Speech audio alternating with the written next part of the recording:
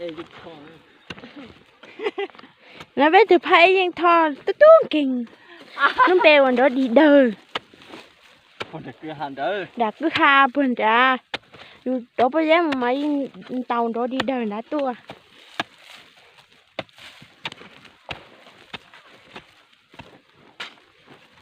hai cha đấy nè Rồi thì I love you. hai hai ý lo lù mẹ cà nhớ xong ta Hãy luôn mày cà cho chó nhốt sao thì mày cà đó cái đấy nó ý này. Hello Lina mà lại thì xin chào. hai cha lù sủa sao Hello gió lùi xuống mà lại thì ní hảo nữa nè. hai cha lù anh chứ hả Đây mà thì how are you?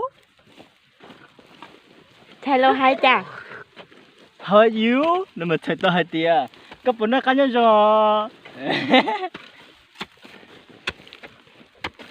con nói chị hành gì thế nè Cú chỉ số nó lùi xuống hay tiền nó cá nhân rồi nó.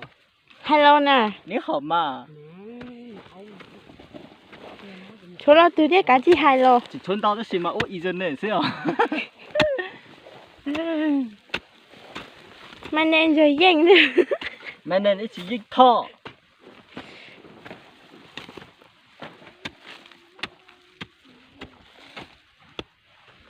cho cô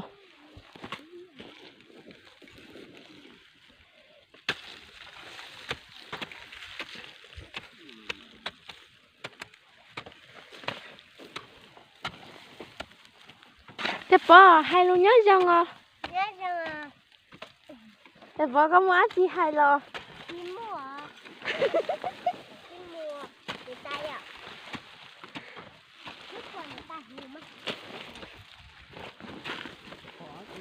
không ra Hả? mới đến đó nè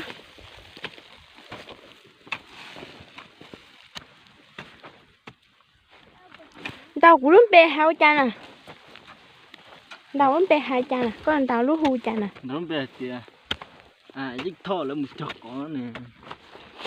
hai lý à ô lý à Thì tao tôi thế. đó về chữ cha ít chỉ có bố chết xe có tao về chữ bé bây giờ tao bê hai cha nè Con trồn nó. do có một